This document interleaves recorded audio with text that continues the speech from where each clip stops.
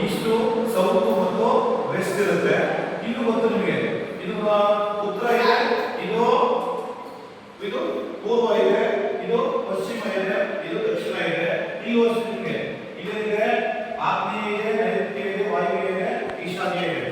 ಇದರಲ್ಲಿ ನಿಮ್ಗೆ 0 360 ಡಿಗ್ರಿ ಇರೋದ್ರಿಂದ 0 20 40 60 80 100 120 140 160 180 200 220 240 260 280 300 320 340 ಇರುತ್ತೆ.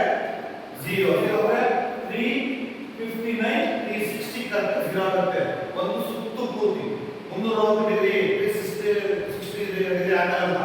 ಇಲ್ಲಿ ಏನಾಗಿದೆ, ಏನು ಬಣ್ಣ ಬಳಿಲ್ಲ ಅಂತ ಇದರ ಇದು ದಕ್ಷಿಣ ಧ್ರುವ, ಇದು ಬಣ್ಣ ಬಳಿದೆ ಅಂದ್ರೆ ಇದು ಉತ್ತರ ಧ್ರುವ. ಇದು ಎಲ್ಲಿ ಬರುತ್ತೆ ನೋಡ್ಕೋಬೇಕು, ಆ ಭಾಗವನ್ನು ನೋಡ್ಕೊಂಡ್ರೆ ಗೊತ್ತಾಗುತ್ತೆ. ಇದು ನಾರ್ತ್ ಇದೆ, ಇದು ಸೌತ್ ಇದೆ.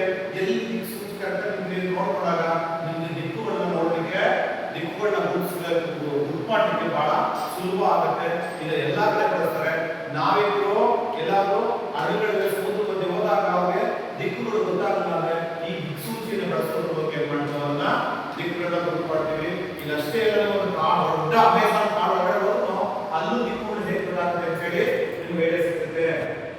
ಇದು ಹೇಗೆ ದಿಕ್ಕು, ಇದು ನಾಲ್ಕು ತೋರಿಸುತ್ತೆ. ಉತ್ತರ ದಿಕ್ಕಲ್ಲಿ ಇದಿದೆ, ಈ ದಿಕ್ಕಲ್ಲಿ ಉತ್ತರ ಇದೆ ಅಂತ ಹೇಳಿ, ಈ ದಿಕ್ಕಲ್ಲಿ ದಕ್ಷಿಣ ಇದೆ ಅಂತ ಹೇಳಿ ಒಂದು ಐಡಿಯಾ ಸಿಗುತ್ತೆ. ಅರ್ಥ ಆಯ್ತಾ? ಅರ್ಥ ಆಯ್ತಾ? ಇದು ಯಾವ ದಿಕ್ಕು ಯಾವ ತೋರಿಸುತ್ತೆ? ರೆಡ್ ಯಾವ ದಿಕ್ಕು ತೋರಿಸುತ್ತೆ?